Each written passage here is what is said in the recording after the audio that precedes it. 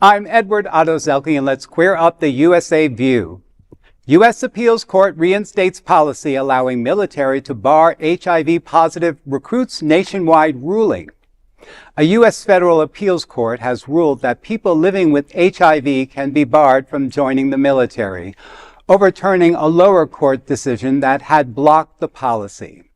The U.S. Court of Appeals for the Fourth Circuit reinstated the Department of Defense policy in a unanimous ruling issued Wednesday, February 18th.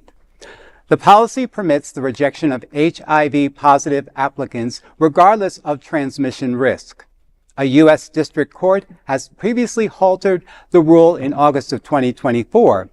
In its judgment, the three-judge panel said the military had a rational basis for maintaining its medical records. The judge wrote, quote, "In this case, the military has articulated its need to have fit service members who can fulfill its military mission without complication from medical conditions that could compromise deployment functions, contribute to conflicts with foreign nations during deployment, and add costs over generally necessary to maintain fit service members," end quote. Medical experts note that modern antiretroviral therapy, or ART, allows people with HIV to live long, healthy lives and nearly eliminates transmission risk. Lambda Legal, which filed the lawsuit in 2022 on behalf of the three plaintiffs criticizing the ruling. Senior counsel Gregory Nevins said he was deeply disappointed, adding that the decision upholds discrimination over medical reality. Well, this contradicts decades of medical progress, and it contributes to the stigma against people living with HIV. You know, it's insane. I mean, Vaughn, this is your topic. Here we go. Are we ready for this? Well, one, the military already deploys people with chronic conditions that require daily medications like hyperthyroidism, hypertension, and stable mental health conditions.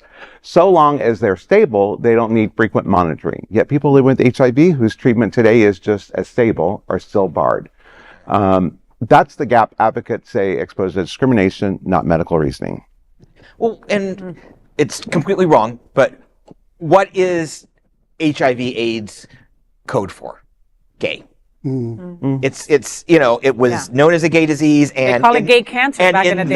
In those circles, in the upper military, in the Christian nationalist churches, and in a lot of just regular street churches, HIV equals gay. And the amount of work that Republicans go to, the hoops they're willing to jump through to discriminate, to openly discriminate. We pass laws like we get rid of Don't Ask, Don't Tell, and then they go out and find ways to still discriminate. I mean, it's breathtaking in the amount of effort they put in to hate. It's outdated, it's outrageous, it's disgusting, it's going against science. Science is telling you, right, one thing and you're going the opposite, right? You know, what also gets me is the fact that gay people want to fight for this country. It blows my mind, you know, that they still want to go and they will lose their lives for this country that doesn't even want to acknowledge them as a gay person or someone living with HIV. Right. Like, it's crazy to me. It's just crazy. But his story makes me feel like we went back to the 80s, you know, and I hate feeling that. And I feel that often lately with some stories. And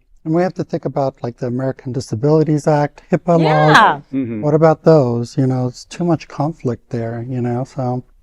Wow. I'm not joining the army anytime soon. Well, I mean, and I would this like guy, the option too, and this guy wanted. If I wanted to, right? Well, yeah. But I mean, this, you know, the guy at the White House deploys people everywhere. Every time he has a fight with somebody, he deploys people. I don't want my siblings in that. And you know, he's not looking at ICE, you know, and all those people, you know, for their medical histories and things like that. They don't even have any type of like. They don't even get a psychological checkup or anything. But give them a gun. That job. Yeah, exactly.